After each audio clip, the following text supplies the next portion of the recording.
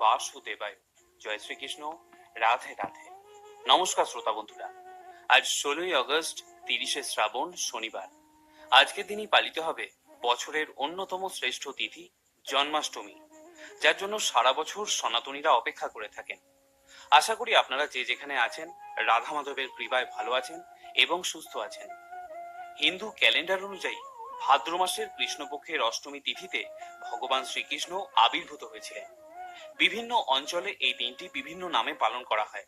কোথাও কৃষ্ণ জন্মাষ্টমী, কোথাও শ্রী জয়ন্তী, কোথাও গোকুলাষ্টমী, আবার কোথাও শ্রীকৃষ্ণ জয়ন্তী নামে পরিচিত। এই দিনে আমরা ভগবানের বাল্যরূপ গোপালের আরাধনা করে থাকি। ভবিষ্যৎ পুরাণে স্বয়ং ভগবান বলেছেন, যে ব্যক্তি জন্মাষ্টমীর ব্রত পালন করে পূর্বজন্মের অর্জিত সকল পাপ রাশি তার বিনষ্ট হয়ে যায় এবং ব্রতকারী সর্বসিদ্ধি লাভ করে থাকেন। জন্মাষ্টমীর ব্রত কৃষ্ণ ভক্তদের কাছে খুবই আনন্দের উৎসব। জাগতিক মঙ্গল কামনায় এবং অশুভ প্রভাব দূর করতে এই ব্রত পালন করা হয়ে থাকে। আজকের এই ভিডিওতে আমরা শ্রবণ করব কৃষ্ণ জন্মাষ্টমীর মাহাত্ম্য এবং ব্রত কথা, এবং ভিডিও শেষে আমরা জেনে নেব জন্মাষ্টমী পালনের ক্ষেত্রে কিছু প্রশ্নের উত্তর, যেমন শ্রীকৃষ্ণের পূজা কখন থেকে করা যাবে, গোপালের বিগ্রহকে অভিষেক করার বিধি, জন্মাষ্টমীর পালনের নিয়ম, কৃষ্ণ পূজার সামগ্রী কি কি প্রয়োজন, গর্ভবতী মায়েরা এই ব্রত কিভাবে পালন করবেন, এইরকম আরো কিছু প্রশ্নের উত্তর আমরা এই ভিডিও শেষে জানব। এবারে আসুন রাধা মাধবের নাম স্মরণ করে শুনে নেওয়া যাক কৃষ্ণ জন্মাষ্টমী তিথির ব্রত কথা। জয় শ্রীকৃষ্ণ। রাধে রাধে। দিলীপ রাজগণ বশিষ্ঠ মুনি প্রতি শ্রীকৃষ্ণের জন্ম কথা শুনিতে সম্প্রতি। ভাদ্র মাসে কৃষ্ণপক্ষে অষ্টমী তিথিতে কিবা হেতু জনার্দন জন্মেন ধরাতে। বশিষ্ঠ কহেন রাজা শুনো ভক্তি মনে, নারায়ণ স্বর্গ ত্যাজি কিসের কারণে। এই পৃথিবীতে জন্মে দৈব কি উদরে, সেই পুণ্য কথা বলি তোমার গোচরে।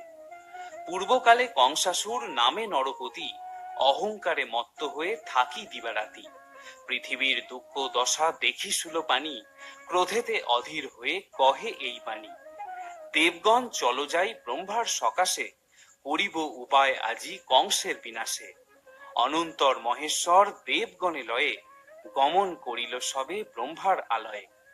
ব্রহ্মা তবে হংসপৃষ্ঠে করি আরোহণ, ক্ষীরোদ সাগরে যান লয়ে দেবগণ। সাগরের তীরে স্তব করে সুরগণ, স্তবে তুষ্ট হইলেন দেব নারায়ণ। কিবা হেতু করেছ হেথায় আগমন, ব্রহ্মা বলিলেন প্রভু করি নিবেদন। শিব বরে বলিয়ান হয়ে কংসাসুর, পৃথিবীরে দেয় সদা যাতনা প্রচুর। মহেশ্বর দিল বর ভাগিনার হাতে, নিধন হইবে কংস নহে অন্য হতে। দৈবকী উদরে জন্ম করিয়া গ্রহণ, পৃথিবীর দুঃখ দশা করুণ মোচন। নারায়ণ বলিলেন দেব মহেশ্বর, পার্বতীকে সাথে দেন একটি বৎসর।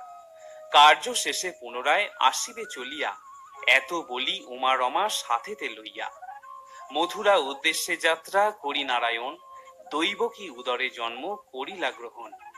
ভাদ্র মাস কৃষ্ণপক্ষের অষ্টমী তিথিতে বুধবার রোহিণী নক্ষত্র নিশা অর্ধেতে সর্বাধিক আলোকিত করিয়া শ্রীহরি, ধরাধামে অবতীর্ণ শিশুরা ধরি। কেমনে রক্ষিব প্রভু কংস হাত হতে, ভাবিয়া উপায় মোরা নাহি পাই চিতে। অন্তর্যামী নারায়ণ অন্তরে বুঝিল, পরিধান ত্যাজি প্রভু দ্বিভুজ হইল। অনন্তর ভগবান শ্রীহরির কৃপায়, বাসুদেব শূল হইতে মুক্তি পায়। মায়াময় শ্রীহরির আশ্চর্য মায়াতে, রক্ষীগণ অচেতন হইল নিদ্রাতে। যে সময়ে ভগবান আবির্ভূত হন, যশোদা গর্ভেতে যোগমায়া ব্রহে জন্ম লন। অতঃপর ভগবান কন বসুদেবে, নন্দালয়ে তারে রাখি আসিতে হইবে। নন্দকন্যা যোগমায়া শ্রী ভগবতীকে, আনয়ন করিয়া দিবেন দৈবকীকে।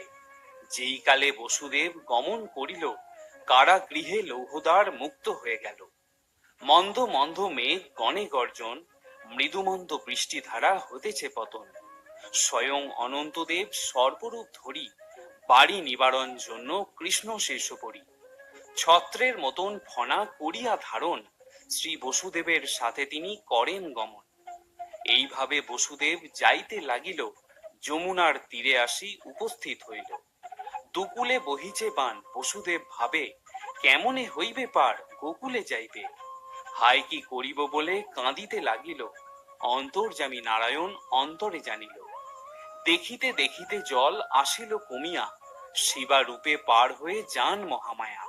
শিবার পশ্চাৎ ধরি বসুদেব যান, মায়া করি বাড়ি মধ্যে পড়ে ভগবান। বসুদেব কাঁদে পুনঃ শিরে হাত দিয়া, জল ক্রীড়া করে কৃষ্ণ যমুনা লইয়া। যমুনার পুরে সাধ কৃষ্ণকে পাইয়া, কিছুক্ষণ পরে কৃষ্ণ উঠিল ভাসিয়া। সানন্দে বসুদেব তুলি নিয়া কোলে, যমুনা হইয়া পার আসিল গোকুলে।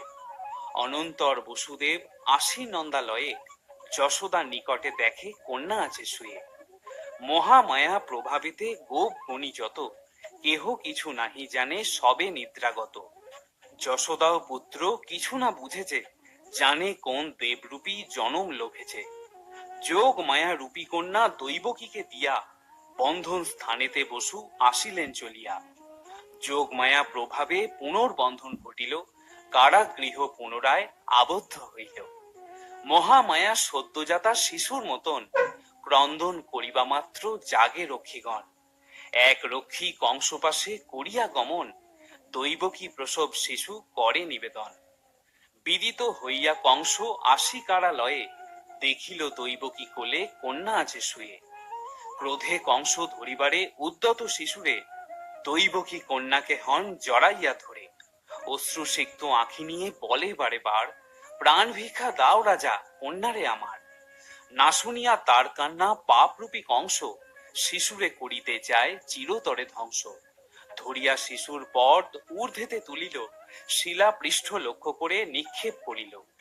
কিন্তু সেই শিশুকন্যা কংস হাত হতে, আরো ঊর্ধ্বে যায় উঠে না পড়ে শিলাতে।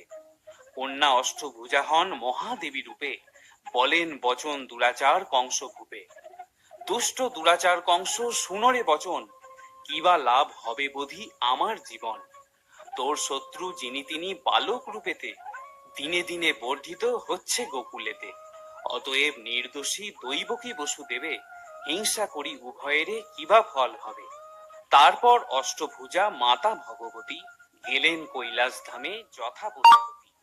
মহামায়ার বাক্য কংস করিয়া শ্রবণ, বসু ও দেবকীর করে বন্ধন মোচন।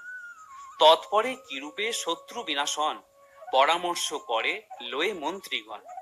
জন্মাষ্টমীর ব্রত কথা হলো সমাপন, জয় কৃষ্ণচন্দ্র বলি ডাকো সকল জন। কৃষ্ণ জন্মাষ্টমীর ব্রত করে যেই জন, সকল সদিচ্ছা তার হইবে পূরণ। রোগ শোক দূরে যায় শান্তি পায় মনে, জন্মাষ্টমীর ব্রত কথা যেই জন শোনে। হেগুলো কৃষ্ণ প্রার্থনা তোমার চরণে, এ অধমে কৃপা করুন আপনার গুণে। ইতি শ্রী শ্রী কৃষ্ণ জন্মাষ্টমীর ব্রত কথা সমাপ্ত। এবারে আসুন জেনে নেওয়া যাক জন্মাষ্টমী ব্রতের পালনীয় বিধি এবং আজকে যারা উপবাস করছেন তারা আগামীকাল কিভাবে পালন করবেন সেই প্রসঙ্গে। প্রথমেই জানাই, এই বছর পুরো বিশ্বে জন্মাষ্টমী আজকের দিনেই পালন করা হবে, অর্থাৎ শনিবার দিন। শনিবার দিন ভোরবেলা স্নান পর্ব সেরে নিয়ে পরিষ্কার বস্ত্র পরিধান করুন এবং তারপর ঠাকুর ঘরে গিয়ে ভগবানের চরণে পুষ্প এবং তুলসী পত্র দিয়ে সংকল্প করে নিন। মনে মনে বলুন, হে ভগবান, আপনি আমাকে কৃপা করুন, আমি যেন সঠিকভাবে এই ব্রত পালন করতে পারি। আমার যেন কোনরূপ সমস্যা না হয়। আপনি আমার সহায় থাকুন, আমি আপনার চরণে শরণাগত। আপনি চাইলে সংকল্প মন্ত্র উচ্চারণ করেও এই কাজটি করতে পারেন। সংকল্প মন্ত্রটি হলো অদ্বস্থিত্বা নিরাহারো শোভুতে পরমেশ্বর ভোক্সামি দেবকী পুত্র अस्मिन् जन्माष्टमी व्रते। अद्वस्थित्वा निराहारो सर्वभोगो विवर्जितः ভোক্সে अहम পুণ্ডরিকাক্ষ শরণম মে ভবাচ্যুত। পরিবারের সকল সদস্য মিলে এই কাজটি করুন।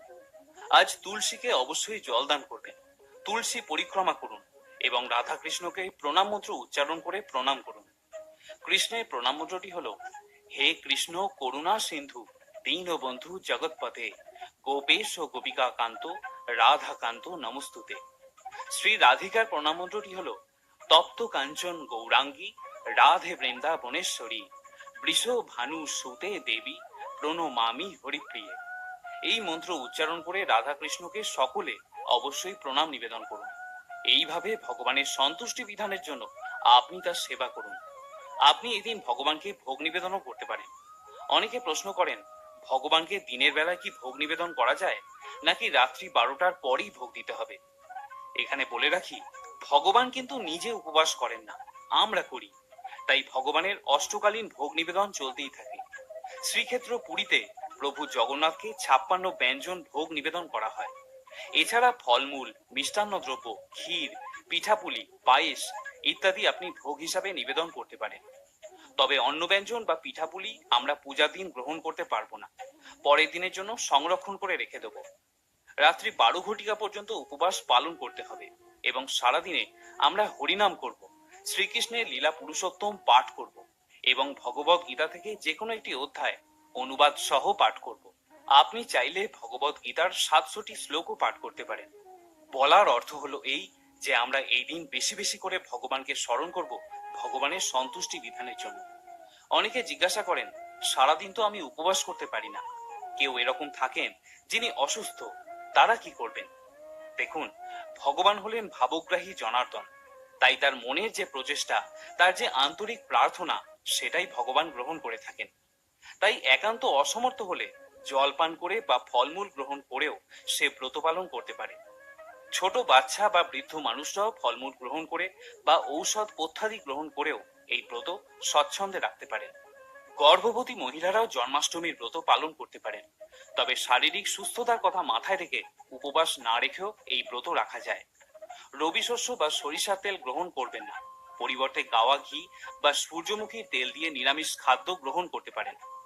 এখানে বলে রাখি, উপবাসের ক্ষেত্রে একাদশীর যা নিয়ম, জন্মাষ্টমীরও একই নিয়ম। এবারে আসুন ভগবান শ্রীকৃষ্ণের রাত্রিকালীন অভিষেক নিয়ে কথা বলা যাক। রাত্রি 12 ঘটিকার পর শ্রীকৃষ্ণের মহা অভিষেক হয়ে থাকে। আপনি চাইলে বাড়িতেও এই অভিষেক করতে পারেন। বাড়িতে যদি শ্রী গোপালের বিগ্রহ থাকে, তাহলে পঞ্চামৃত দিয়ে গোপালকে অভিষেক করুন। যদি গোপালের বিগ্রহ না থাকে, তাহলে রাধা মাধবের চিত্রপটের সামনেও আপনি এই অভিষেক ক্রিয়া সম্পন্ন করতে পারেন। সেক্ষেত্রে মাটি থেকে উঁচুতে একটি বেদী বা সিংহাসনের ওপর শুদ্ধ বস্ত্র পাতুন এবং একটি পাত্রে অষ্টদল পদ্ম এঁকে সেটিকে বেদিতে রাখুন। এই পদ্মটি চন্দন দিয়ে আঁকতে হবে। সেই পাত্রে তুলসী পত্র রেখে গোপালের বিগ্রহকে স্থাপন করুন বা রাধা মাধবের চিত্রপটকে স্থাপন করুন। এরপর প্রসাদ, ভোগ ইত্যাদি অর্পণ করুন এবং তার সাথে প্রয়োজনীয় ধূপ, দীপ ইত্যাদি প্রজ্বলন করে দিন। এরপর গোপালকে পঞ্চামৃত অর্থাৎ দুধ, দই, ঘি, মধু এবং চিনির জল দিয়ে অভিষেক করে নিন। আর এই অভিষেক করবেন শঙ্খ দিয়ে। যদি শঙ্খ না থাকে, যে কোনো ধাতব পাত্র ব্যবহার করতে পারেন। এখানে বলে রাখা ভালো যে বাজানোর শঙ্খ এবং অভিষেকের শঙ্খ কিন্তু এক নয়। অভিষেকের পর ভগবানকে নতুন বস্ত্র দিয়ে সুন্দর করে সাজিয়ে নিন। তারপর ঘিয়ের প্রদীপ দিয়ে আরতি করতে পারেন। এবারে আসুন জেনে নেওয়া যাক জন্মাষ্টমীর পারণ বা ব্রতভঙ্গ আগামীকাল কিভাবে করব সেই বিষয়ে। যদিও এই সংক্রান্ত একটি বিস্তারিত ভিডিও আমি ইতিমধ্যেই পোস্ট করেছিলাম, তবুও আপনাদের সুবিধার্থে আমি সংক্ষেপে এখানে কিছু কথা বলে দিচ্ছি। জন্মাষ্টমীর দিন রাত্রি 12 ঘটিকার পর ফলমূল, মিষ্টান্ন এবং অনুকল্প প্রসাদ গ্রহণ করে আপনি ব্রতভঙ্গ করতে পারবেন।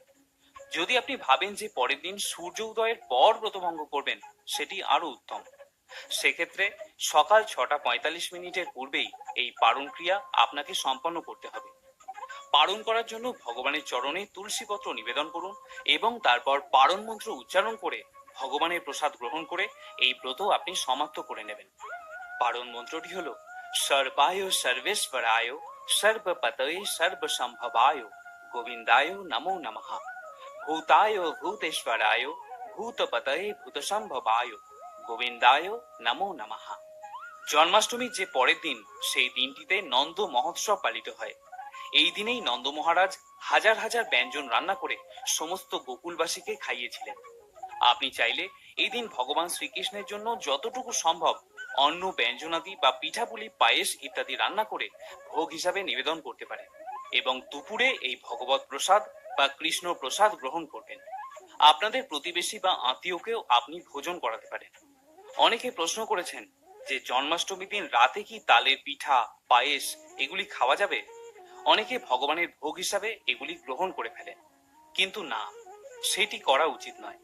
জন্মাষ্টমীর দিন অন্ন খাওয়া যে কথা, পিঠা খাওয়াও একই কথা। চালের গুঁড়া বা ময়দা দিয়ে তৈরি যাই হোক না কেন, তা ভগবানকে নিবেদন করা গেলেও, ভগবানের প্রসাদ হলেও জন্মাষ্টমীর দিন কখনোই গ্রহণ করা উচিত নয়। এগুলি পরের দিনের জন্য সংরক্ষণ করে রেখে দেবেন। জন্মাষ্টমীর পরের দিন আপনি পিঠাপুলি, পায়েস, অন্ন ব্যঞ্জন ইত্যাদি গ্রহণ করে পালন সম্পন্ন করবেন। আশা করি জন্মাষ্টমী সংক্রান্ত বেশ কিছু প্রশ্নের উত্তর আপনি পেয়েছেন। যদি কোনো প্রশ্ন এর পরেও আপনার থাকে তাহলে আমাকে কমেন্টে জানাতে পারেন। আজকের মতো ভিডিওটি এখানেই শেষ করছি। যদি ব্রতকথা শ্রবণ করে বা অন্যান্য তথ্য জেনে আপনি সমৃদ্ধ হন তাহলে ভিডিওটিতে অবশ্যই একটি লাইক করবেন এবং কমেন্টে একবার জয় শ্রীকৃষ্ণ লিখতে ভুলবেন না। সকলে ভালো থাকুন, সুস্থ থাকুন এবং আনন্দের সঙ্গে জন্মাষ্টমীর ব্রত পালন করতে থাকুন। জয় শ্রীকৃষ্ণ।